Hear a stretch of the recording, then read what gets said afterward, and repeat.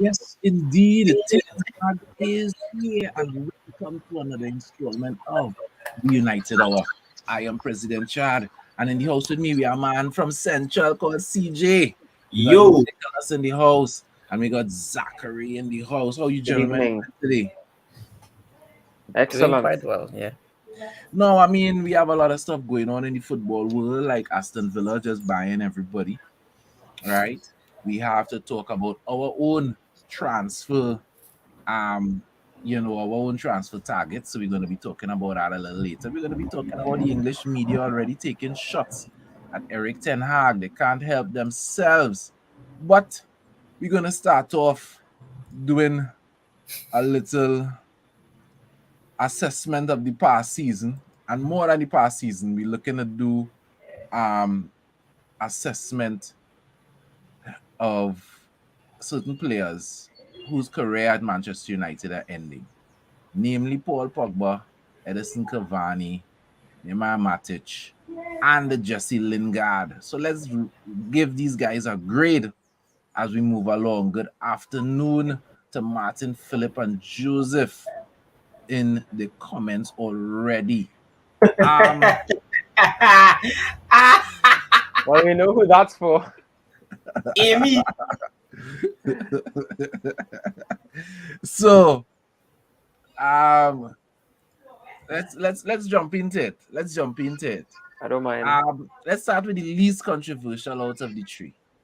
Um, Matic.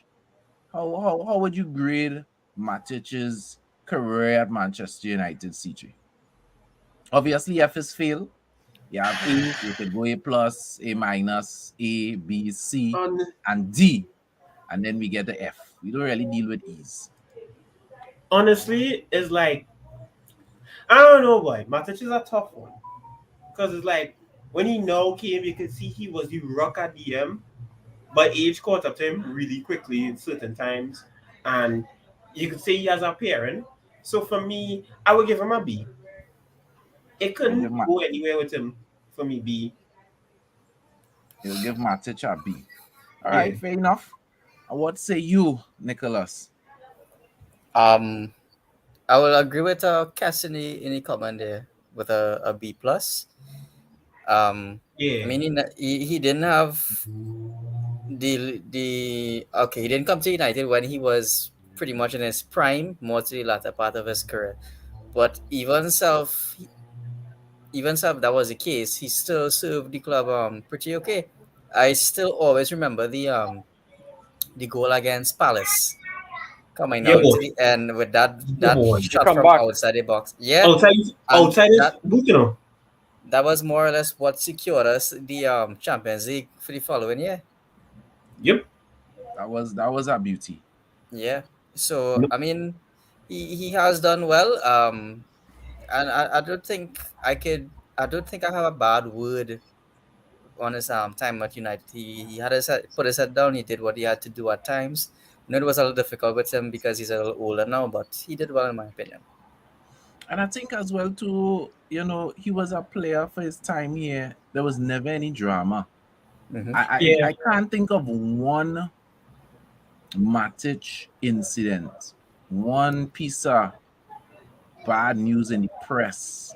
I mean, correct me if I'm wrong, Zach, but Matic was just a consummate. Like he and Mata, they just came, they did the job, they kept things clean, they kept it straightforward, and they never Yeah. brought the club into any disputes at all. How you rank him, Zach? I'm gonna have to agree with Nicholas and Kess as well. I think a B plus. I mean, it's close to what CJ said too with a B. I think Matic didn't really put a foot wrong. The only thing was that he Yeah. got older, and I think that if we had Matic from maybe like 5 6 years ago or something like that when he was at Chelsea, we would be a dominant force. I think because that's really what we're missing, that piece to the puzzle. Um, and other things as well, but that's like the major piece I think. And as you said, Matic was a really quiet and just really focused and driven, you know, focusing on the football, which is what he's there to do. unlike these other drama queens that just want to cause a bunch of trouble unnecessarily. You He know, he was very much mature yeah, and professional both again on and to, off to the pitch. Ma- Yeah, correct. just Yeah. like Mata. Matic was that fellow who just I just come here to get paid and go home. Yeah, boy. That was really Matic. Do He the just line with just do the everybody. just do the But work and head Yeah. home. yeah, he just line with everybody. He cool with everybody in work, but as soon as back and I'll go, he clock out and Yeah. hey, hell, what's up, bro? Hey, bye. I mean, obviously he can't dance because we've never seen Matic in a dancing video in the dressing room, right? Nope. I've I So think never. if we had probably won Europa with him, we might have seen him dance.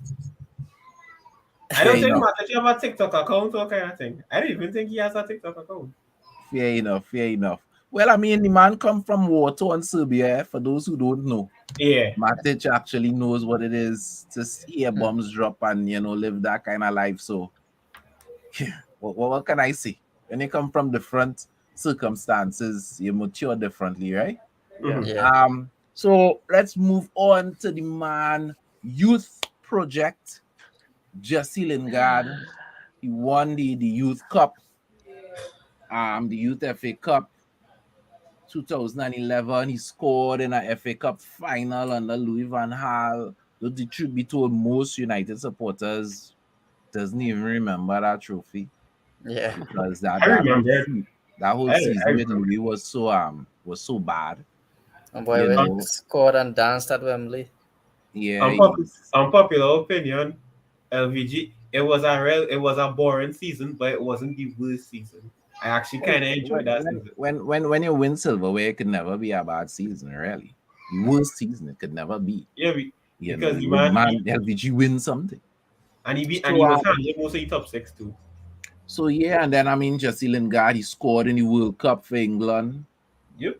There was a 6-month stint in his career when he was Lingardinho. The man was unplayable. Just scoring for fun. Two 6-month stints, one with United and one with West Ham Ballon d'Or on football. loan. So, but when you look at his body of work in totality, CJ, what kind of grade, you're going to give Lingard for his Manchester United career? To be honest, I gave him a C personally, because here's why I would give him a C. In a way, when you think about it, he has moments with United that helped United in a good while. He helped in the FA Cup. That FA Cup goal is going down in history. Let me be real. Like That it or was a not, very good goal. it's a good goal. You didn't expect it. You didn't expect it to go anywhere. Do I think he needed a testimonial? No, he didn't. His brother was wilding. His brother was on drugs. I'm sorry. Testimonial. Yeah. But for me, I gave him a C to a C plus because just genuinely he did well. He did enough. He could have done more, as can say, if the personal brand wasn't taken over, because the more he got into like social media stuff, the more his football, because we could remember the Beans video with him and Rashford. Although I was real laughing at it, it was really embarrassing because like, bro, your football taking a dive. Why you and Rashford doing all this? What's going on? So for me, yes, a C plus. I gave him a C plus. He did well. He didn't do so much. Nicholas, I mean, you do have a lot of people that could put on their resume that they had a failed clothing brand. You know what I mean? He launched Jailings, and from my understanding, Jailings went bankrupt because it just wasn't turning over after about 3 years. I see it in the back of Rattans once on a little thing, you know. I made it a Rattans way. It was half off. What do you mean? You for real? Ways! Take I see some jailings. I say, well, wait now. This Jesse Lingard getting Rattans blood heat up right now. No, you're like serious? I don't know. I think I didn't see it because I tell myself, I was walking, I tell myself, but wait now. Why not looking like Jesse Lingard? Hey, 50. I can't make it into Rattans way. Damn, Them wicked. I don't know how them so wicked. Why them so wicked? But I know so them wicked. Them wicked. no big You're up, wicked, CJ. You're I said, wicked. my boy, My boy making pandemic before the pandemic. What you mean, right? Getting money up, boy. Just see my rat hands. He up right now, boy. Um. Yeah, Zach. Well, What kind of grade you giving I given Lingard a C as well. Lingard I think he had some important moments, of course, against Palace. Is it Palace or Southampton? It was Southampton. Palace we played in that final. Okay.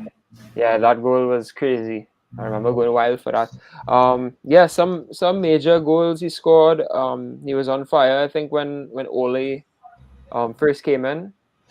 But I mean the whole team was that manager bounce.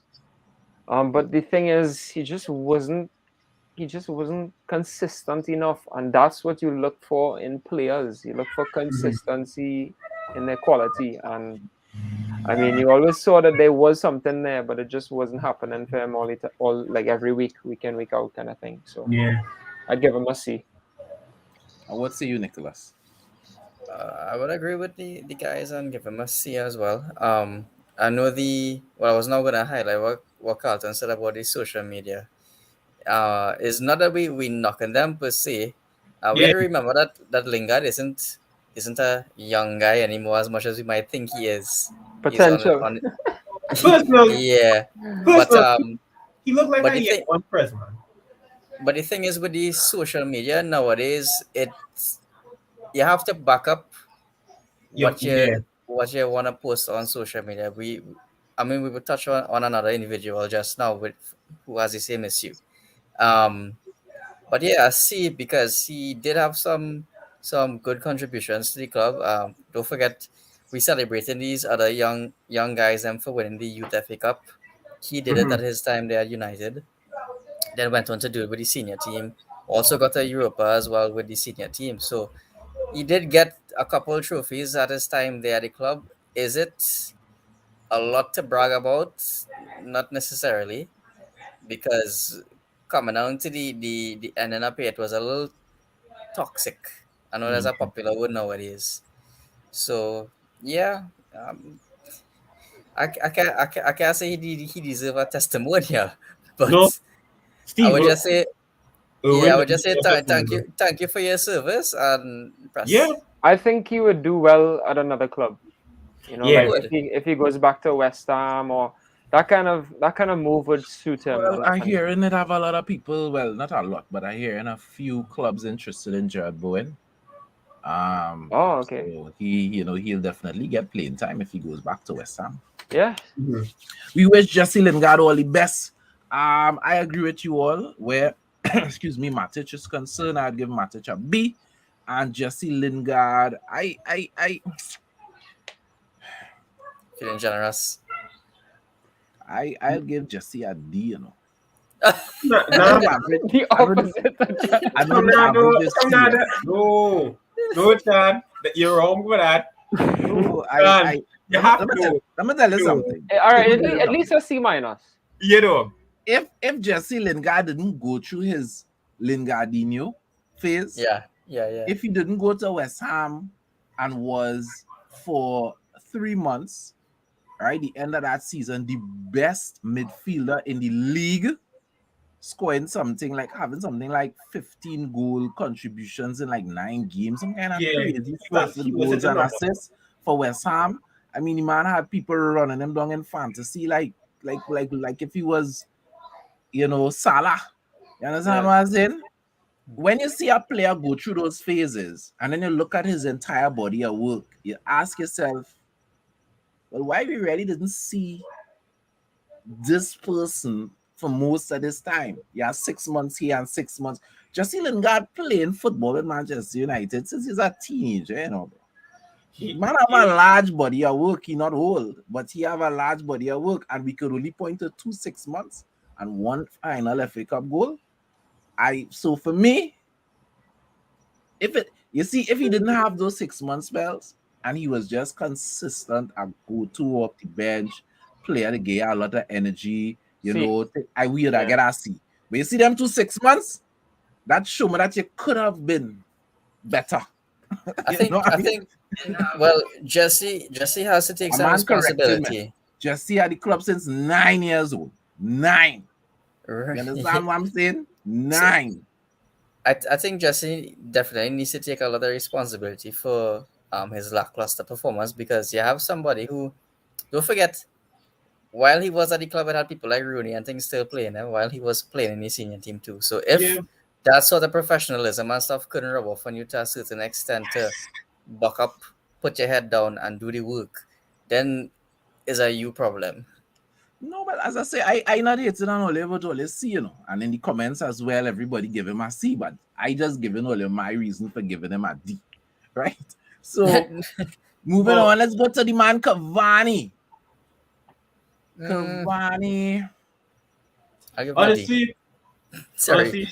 short term, B plus to A. I can't vex. The man did some numbers, man. Oh gosh. They be real. No. You need to put context on that. The man Okay. did some numbers in the first season. In the first season, yes. But you gotta understand, given his age, given his age, I would give him like a B plus, because honestly, Cavani really helped us in times where it was good. And on top of it, Not this season. Not The this fact that season. the manager had to Carlton. come out and say that how he has no idea why Cavani isn't there for training or for the game, that speaks differently. So Yeah. I can't justify that at all. I can't give Carlton, him. what grade is that? A W? It's a time is a W. How we interpreting that grade, Carlton?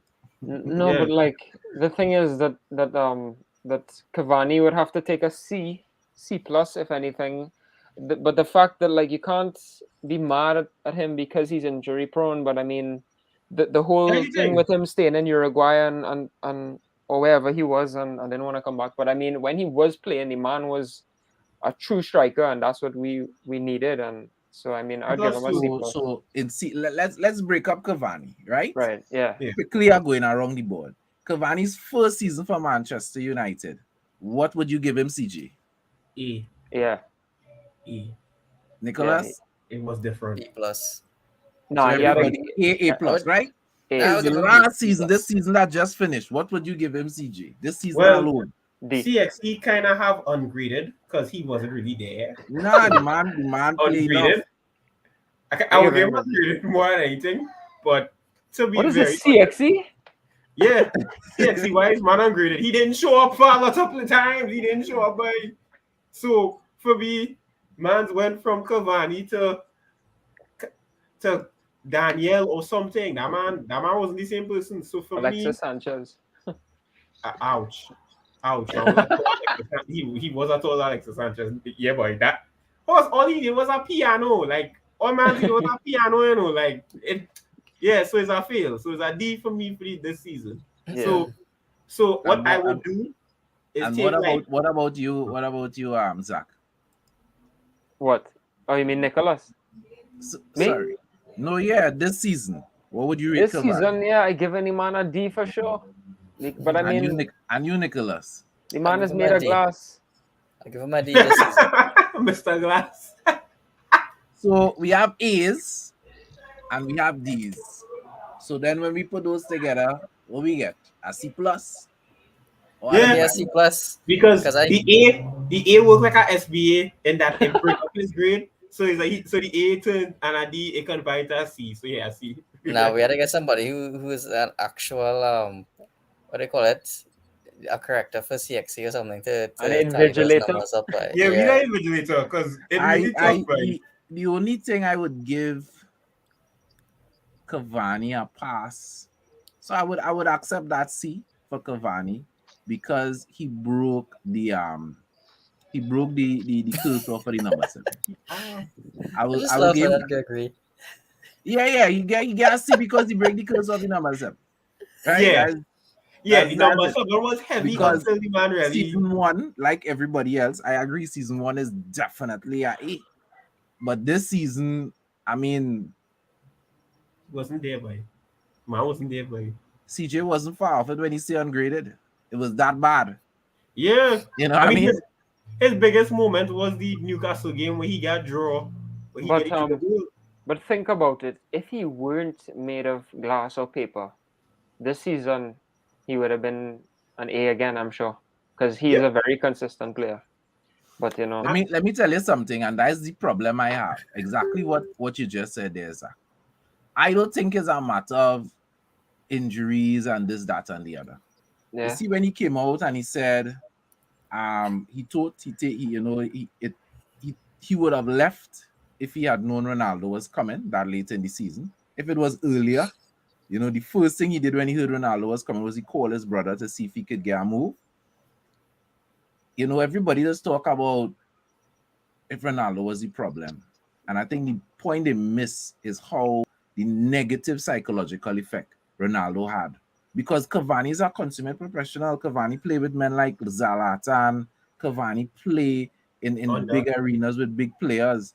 But clearly, his lack of commitment to the club this year was because Ronaldo came.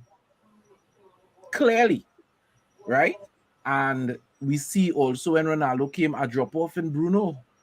So clearly, there was some players that were negatively affected by Ronaldo's presence, and Cavani was one of them. If we honest, almost as if like the limelight got taken off of them and placed onto Ronaldo. That kind of.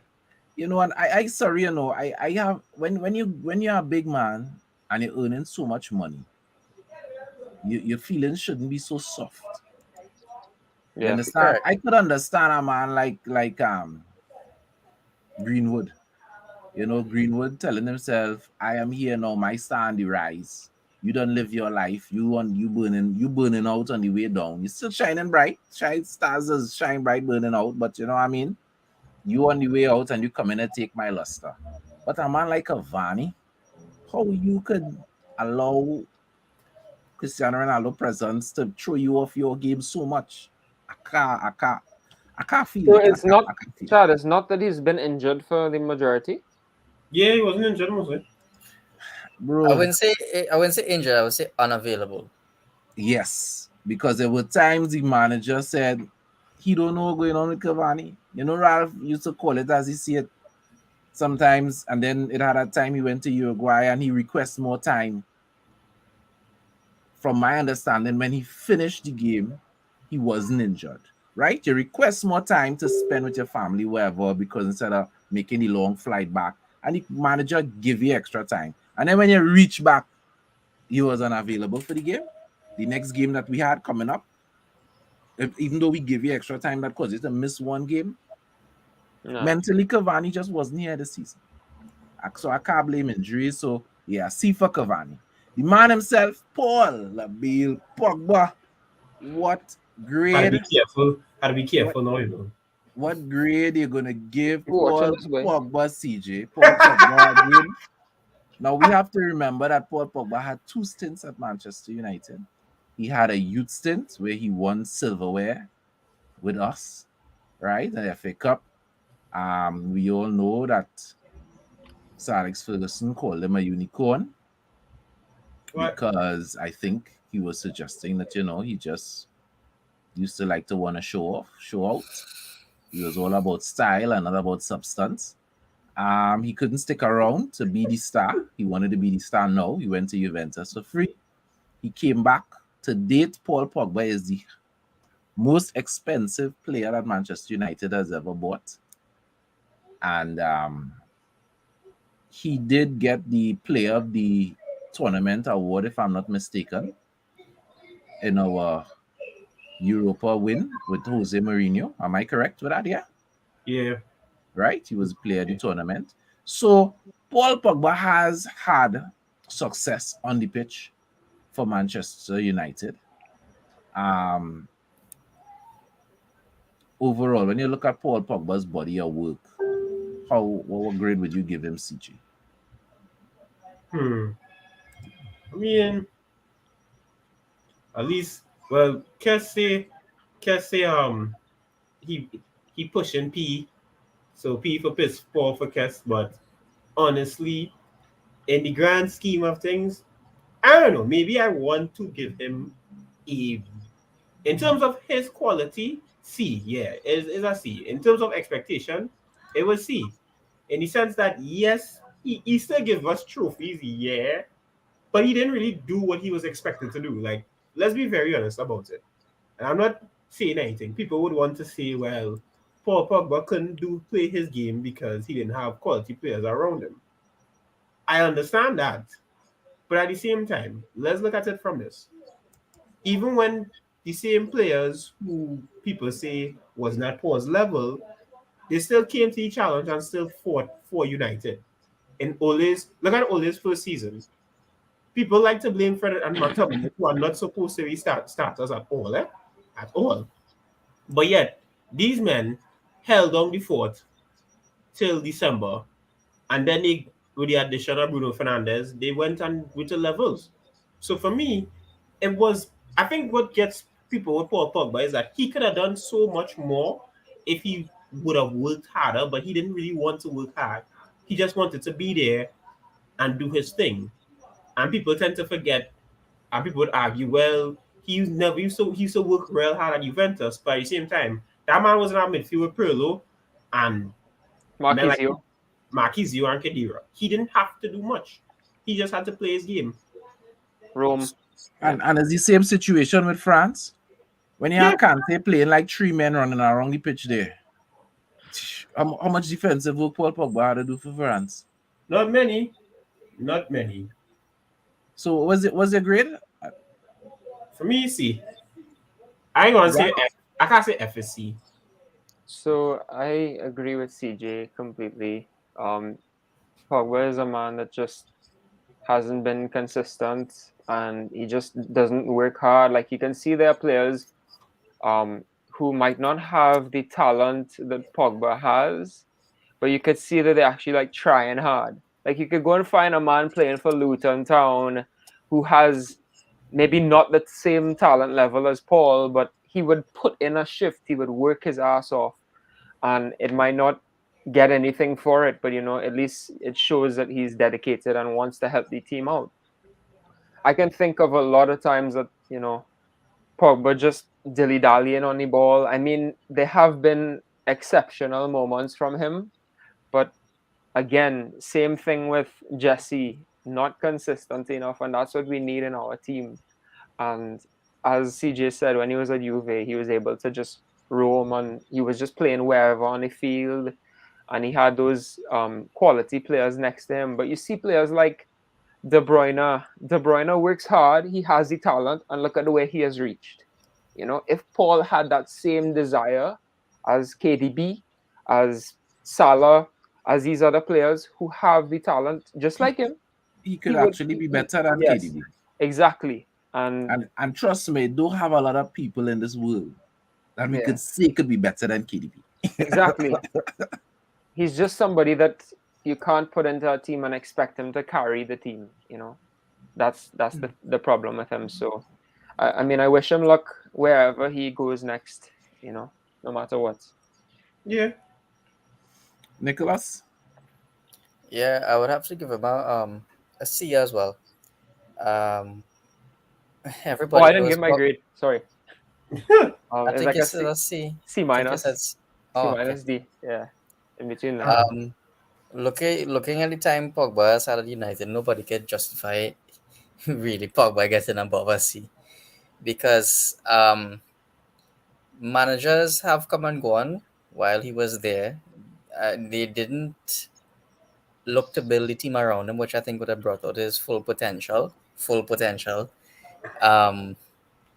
But I mean, it's done and over with. I'm just glad that it's done, that we don't have to go through this whole other season and transfer stuff that oh gosh, what's Pogba gonna do next, and yada yada yada yada yada. Riola came and gone. Literally. Literally. So yeah, I don't really want to talk much about Pogba anymore, because I just feel like that chapter has already closed. Don't want to open that back up, because I think about Ander Herrera. Ander Herrera was a guy who used to fight for the team, fight for the badge. A different type of player, but he still had the drive. He was still professional. Up to his last time with United, he still didn't want to go, but because of the club, not renewing his contract, he had to go elsewhere, right? We all know that. Uh, But um, I look at Pogba and I was like thinking, Yaya Toure from City, big tall guy, professional.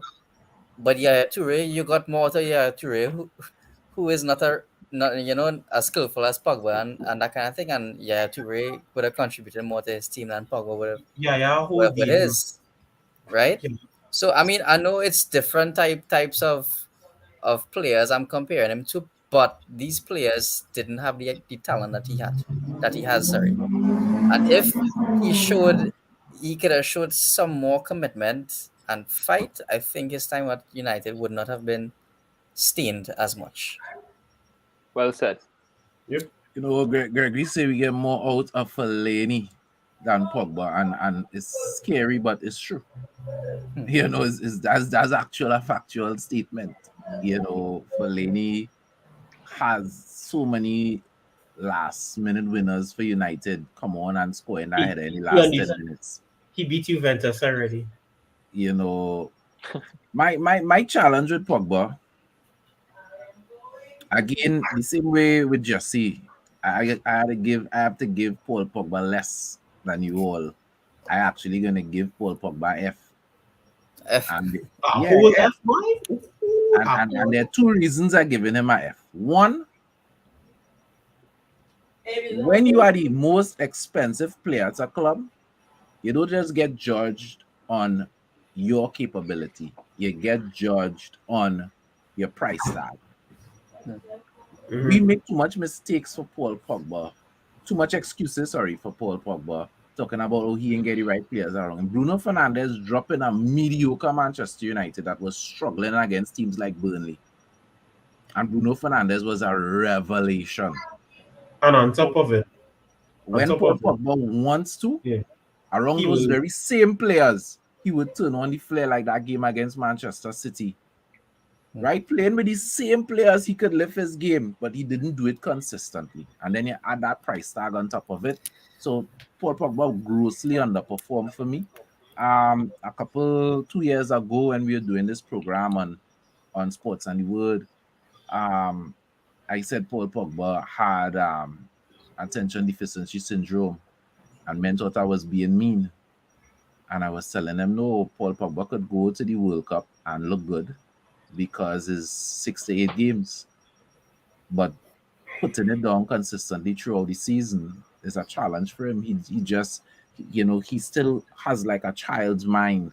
It's hard for him to focus. When he zones in, he could be like the beginning of the season with 4 assists. Right? He could give you those games where you know to yourself, yeah, boy, Paul Pogba. And then a lot of times he'll just be coasting. but also, The best Paul Pogba that we saw was the year when Zlatan was here, when he was the player of the tournament for our Europa win. And I think people talk a lot about surrounding Paul Pogba with people on the pitch. We needed to surround Paul Pogba with people in the dressing room.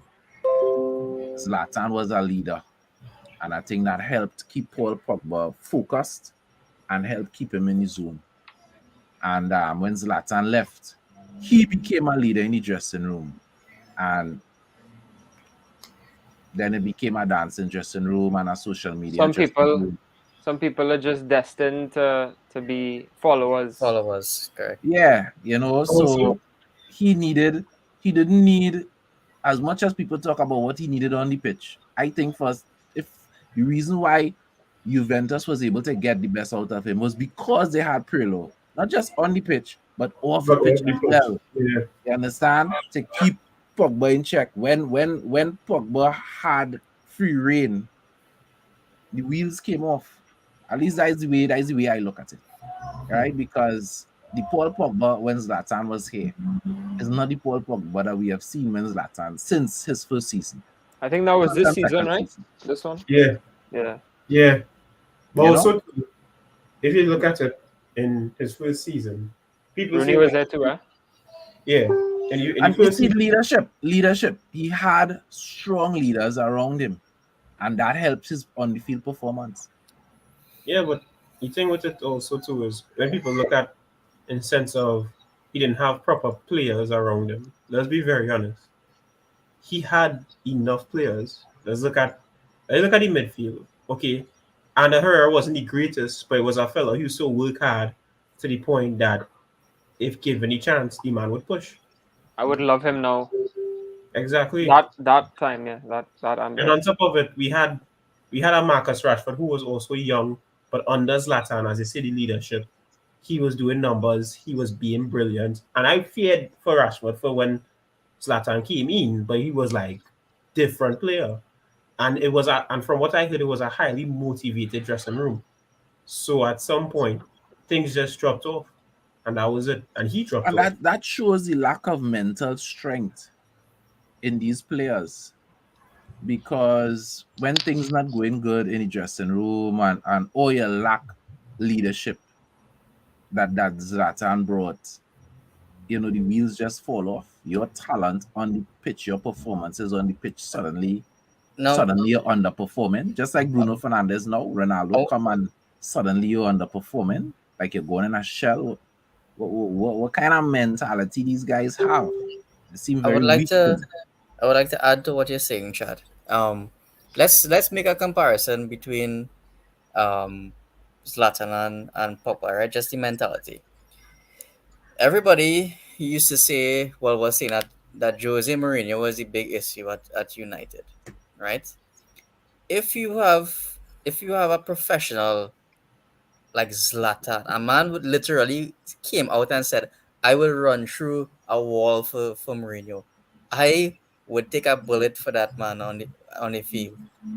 And then you see Pogba's ego and his agent at that time getting the better of what could have been something beautiful, because I honestly believe Mourinho could have brought out the best in Pogba because he's a good man manager as well. But because of this whole social media scenario, strippiness, that is another problem with Pogba. Pogba comes with some baggage. I mean, one of the baggage not there with him anymore. Um, rest in peace. but he does come with baggage. But Yeah, also, well, I mean, don't get me wrong, eh? I think Sir Alex has served this time, and I don't expect him to be in leadership position at the club anymore. But if he was the manager, Pogba would have never come back because Sir Alex would not have, simply because Mino Raiola was his agent. They're just like Bayern Munich had a no Mino Raiola client clause. They did not engage once he's your agent.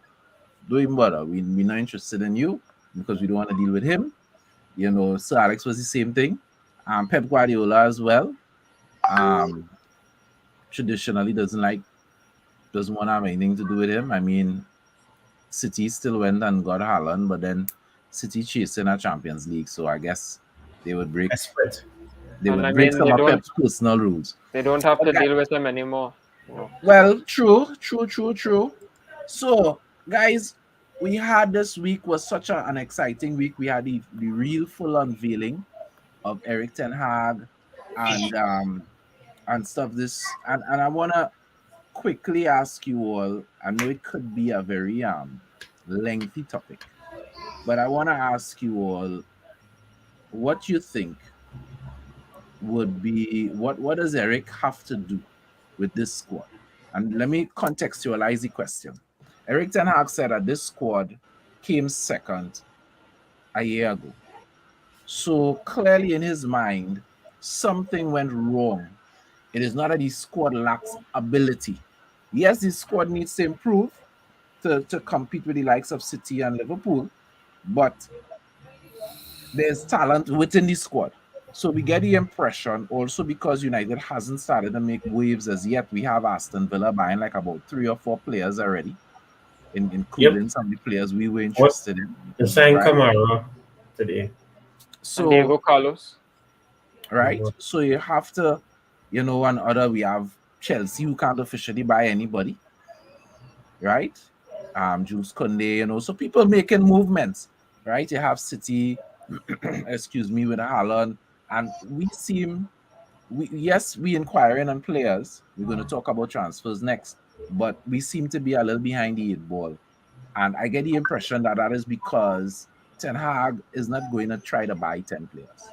If we get 3 or 4, that might be a lot. He believes that there is a team that he could at least work with, something that is there already that he could work with based on his statements. So my question to you, Zach, because I knew you had a head out,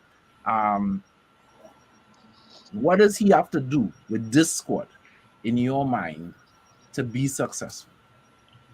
Assuming that he's not going to come and gut this squad, as we assuming that he's not going to come in and just sell off 10 players and replace them.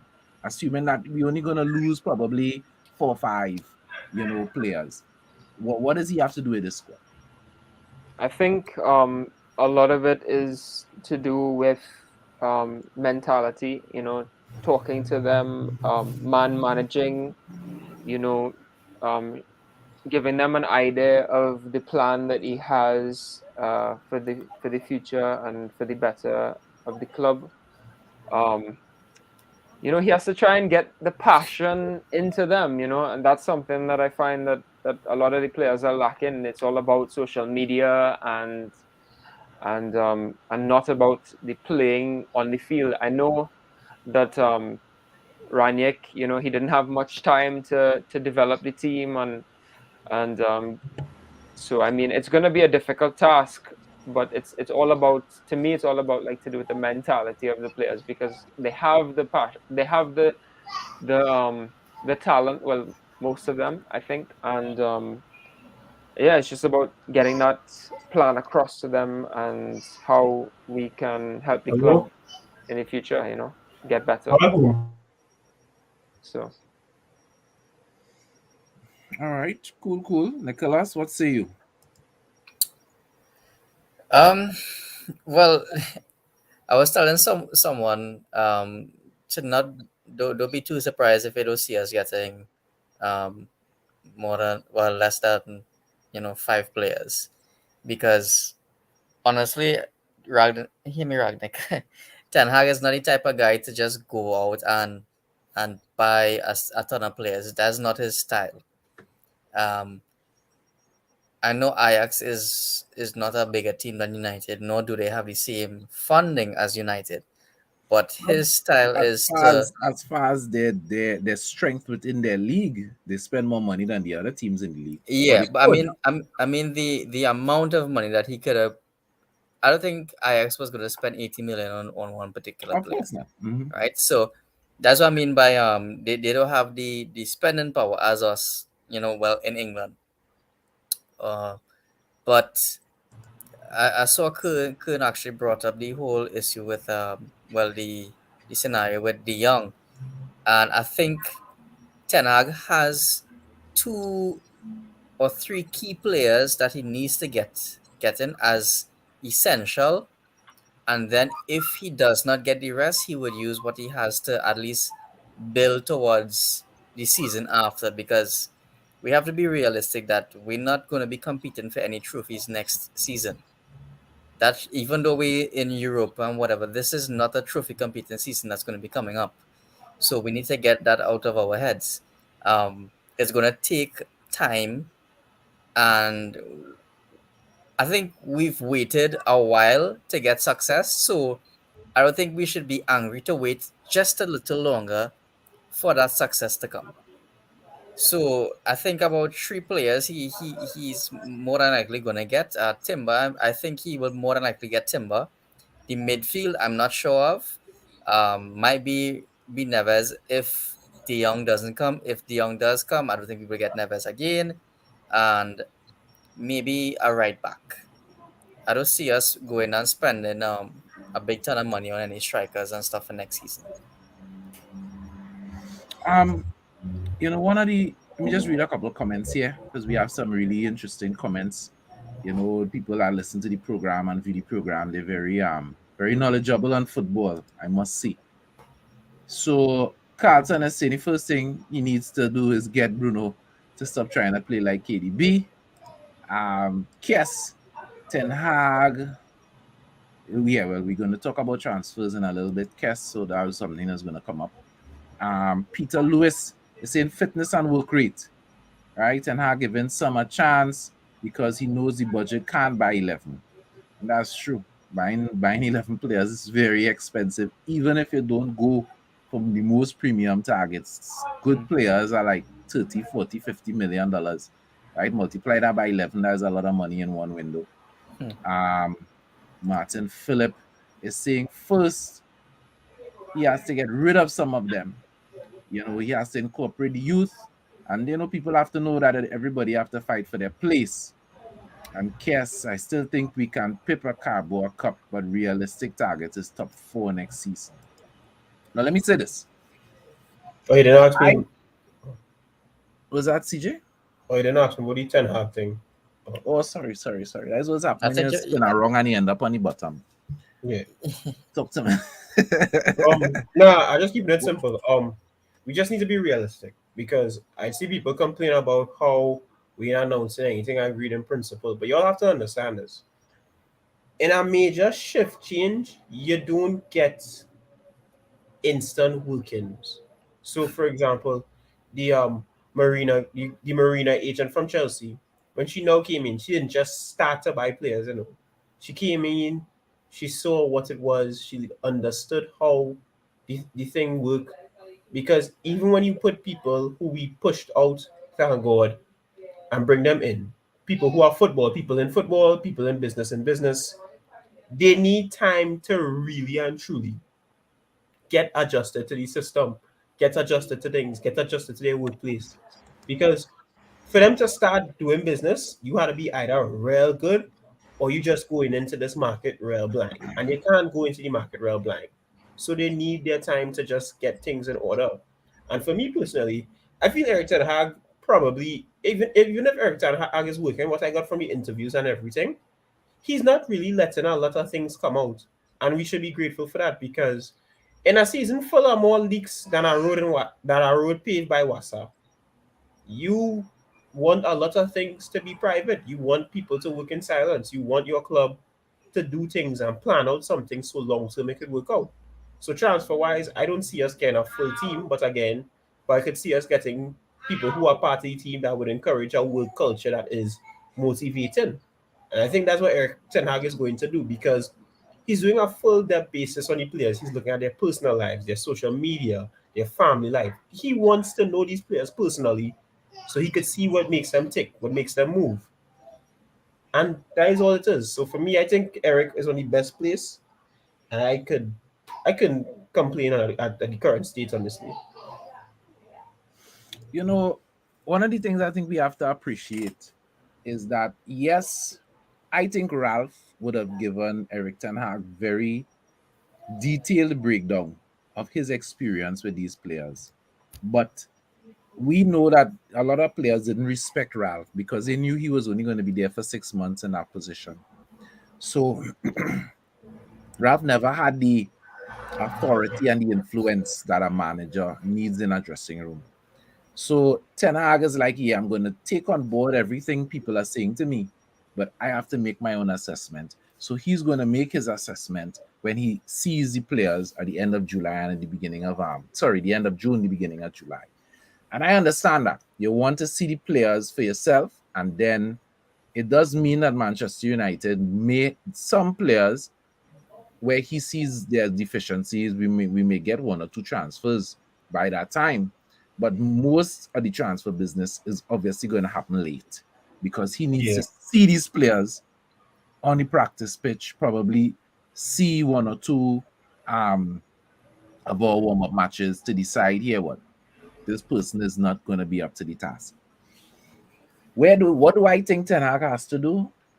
And I think Martin Phillip touched on it, and Kess as well. Ten Hag has to get control of that dressing room. He has to be the dominant alpha male in that dressing room. Mm-hmm. Man, these players have thrown Ole under the bus, and they have thrown Ragnick under the bus. Right? If these players don't play for Eric, they will throw him under the bus as well.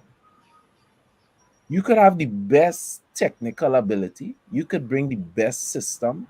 You could bring the best assistant coaches. You could bring the best psychologists. if your players don't buy into your system, or if your players are too indisciplined to follow the instructions, to put all the work rate required, you will always have poor performances. And Eric Ten Hag, more than, which is why I believe he's looking for social media and family background and all of this information, is because, as you said, CJ, he's trying to figure out what make these guys click and how he can influence them. Because if he can't get these guys psychologically right, we're going to have a horrible season. And that is the reason why I think whenever he starts identifying, whether through doing his research or when he sees the guys come back, the bad eggs, maybe some of them just leaving de factoly because the time here is up. Like Jesse, I've heard became very toxic in this last stint. That was not his general tenure, so I don't want to label Jesse as a toxic player. But I know he was very sour that he didn't get his move in January. The likes of Paul Pogba, just they already exiting, so you don't have to deal with those guys anymore. But he would need to cut off some heads just to get guys to realize, hey, what's going on. There's a different time. Sometimes you need a so-called sacrificial lamb to shake the guys up for them to realize, hey, there's no Ralph, see, there's no Ole, there's not, friend thing, that time done. You know what I mean? So he has to do that. He has to do that. I don't know who that sacrificial lamb going to be. I don't know who he going to have to walk in and step on the corn and ruffle feathers to get these guys to realize it's a different era. But he has to do that because you see those players, if they go and work their butts off, could make Ten Hag look like a genius, or they could make Ten Hag look like trash. I remember listening to some ex-professional players from the Premier League, in fact, and what they were saying is players, when they see they can take advantage of a coach or manager, they use that and they use it well. So if they see that that's how they took advantage of Ole. They realized Ole is a soft guy. So that's why they took advantage of that. They couldn't do that with Mourinho. That's why it had so much issues between Mourinho and players. Because Mourinho isn't the type of guy to sit down and let players do what they want. But the issue was with Mourinho is he didn't have as much as control as he would have liked at United. Whereas in this scenario now with Ten Hag, he has been given a lot more control over certain aspects of things that he needs to run in a particular way. That's why so many people are expecting change because Woodward is no longer there, right? We know there are a lot of non-football people who are not there at the club anymore because quite frankly they weren't good enough and they had no reason being there.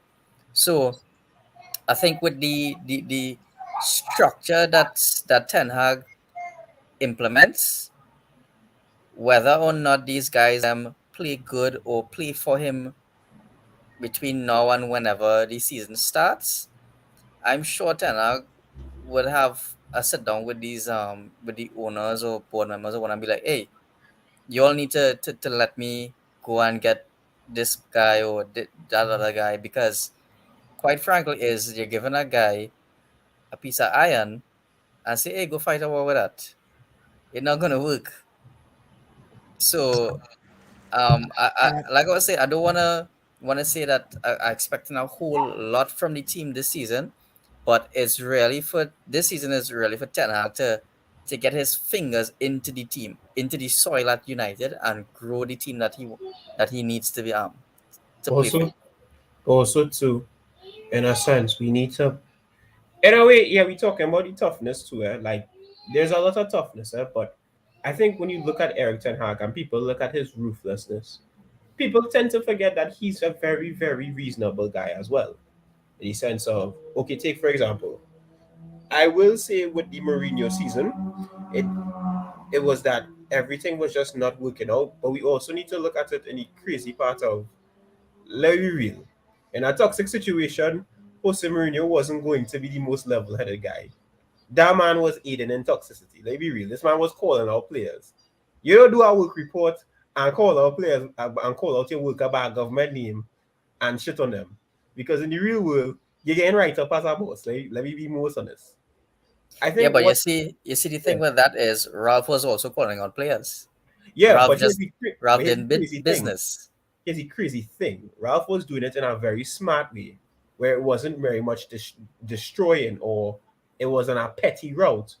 You could say the same thing in a different way, and that's what people forget. Ralph was saying it in a real casual way that he was busting files, but he wasn't busting files at the same time. He was just telling you, well, so is the case, but we move and yada yada yada. He was a bit more professional about it. And I think what Eric Ten Hag is going to do, he's not going gun blazing and slapping a man across the room to suppose his dominance. I think what Eric is going to do, he's going to let men know what's the deal. And I think what Eric is going to do, Eric is going to do what Ralph is going to do. If he sees certain players not working, he's going to be like, all right, I'm going to make this person their demise. I'm not going to say, well, it's your fault. I'm just going to say, well, hey, you had a bad game, and you wrap it up there. You ain't going to add nothing extra to it, you ain't going to add nothing towards it. So in a way, it needs to be a balanced approach with a little bit more toughness, I agree. But one thing I'm going to see with Eric is that he's going to make these men realize that I'm not here to play. And on top of it, I think only problem, although a lot of people wanted it to work out, is that you didn't really get punished for bad performances too. Like that was the problem. Men literally was having bad games, but there wasn't any rotating. So there was no motivation to get on the field. There was no motivation to be better. Because think about it. If you work terrible, right, and you get a promotion, are you going to get better at your job? No. Of course, you're most not. people would not. You're not. So for me, No, it's a well, balance. I feel you. And let's hope that Eric finds a way to motivate these players, because he does have a point. Some people would be like, yeah, but that second place wasn't good. I don't know nothing about no bad second place, right? When Jose Mourinho said getting second place with that team was the hardest thing he ever did, everybody laughed at him. Oh, Jose, any excuses? He was No, right. since then we realize, right? I don't know about no bad second place. Second place is second place. And we know these players have way more ability than we have seen after the first game of the season, because the first game of the season they look great, right? So we know that. So let's hope that Eric could unlock what would the talent that is there, and the potential that is in this team. I want to run through quickly. I want to run through the transfers, because we can't have a program and not talk about transfers. You know what I'm saying? So the situation with Frankie De Jong is exactly as Kes, I think it was earlier on, said it. Ten Hag and the club has reached out to Frankie and let him know, say, yeah, what? Are you willing to come? Yes or no? Does it make sense we putting in a bid or no? Because if you're not willing to come, we will move on and go and look for somebody else. So within the next couple of days, we should see some kind of movement either towards or away from Frankie De Jong. Timber, that we continue every 2 days, we keep hearing that Timber deal is almost finished. It's 95%, it's 99%. My understanding is we have not officially communicated with Ajax concerning Timber as yet. I could only think that means that Timber is not the first choice. I think getting a Timber deal done would be very quick. Getting any deal done with Ajax would be quick. We have a very good relationship with Ajax. And, it's either that or maybe he himself is considering another club. So the agent hasn't committed to coming. But we haven't contacted Ajax yet. That only tells me, as I said, that maybe Pau Torres is our number one. There's also a player, a defender from AC Milan or Inter Milan, one of those that we're looking at, a defender. Maybe Timber is not the first name on the list. Because I would think if Timber was the first CDM name on the list, that deal would be easy to get done. So is he on the list? Fabrizio Romano has told us yes, Timber is on the list. But we had to wait for, and see what happens there with movement where Timber is concerned. Pau Torres, well, we know that we have scouted Pau Torres for about 3 seasons now. Yep. As I said, I don't know if he is the number one name on the list. Spurs went in for Pau Torres last season. He refused to go to Spurs because he wanted to play Champions League football. Has his mindset changed? Is there a shift? Is he going to decide to come to Manchester United because his team hasn't written off coming to Manchester United the way they wrote off going to Spurs? So let's see what happens on that front. And Darwin Núñez seems to be the striker that we continually are linked with. We're hearing that, might take about 60 million to get him. Let's see how that goes. As far as I'm concerned, whether Ronaldo stays, whether Ronaldo goes, we need a striker at Manchester United. Yep. All right? We need a striker at Manchester United. Kess is saying that Timber is the number one target, and it was just a matter of Ajax and United working on fee and bonuses. Well, as I said, if indeed Ten Hag wants Timber, I can't see that deal taking long to finish at all. I do expect that to be a deal that's going to take long to finish. So, guys, let's look to shut it down. Wheels already after 7. Top Shotta and Booboo of the week. I think I will go first this week. My Booboo of the week, I'm going to start with Booboo first, is Ed Woodward. I know people might be wondering, well, where do you buy Ed gone since the end of January? We have Jones with 2 more years on his contract at Manchester United. Why Phil Jones still here? Phil Jones hasn't played 13 games a season for over 5 years. Why did we give Phil Jones a contract extension at the time when we gave him a contract extension? Ed Woodward and Matt Judge has been a cancer at this club, and we are still reeling from those decisions. Why Jesse Lingard wasn't allowed to leave in January when Ralph said, no problem, let him go. He surplus the requirements. Why we kept him, got no money from him, and he became an issue in the dressing room. Why? Ed Woodward and Matt Judge. Because they were still running things in January. The last transfer window we had.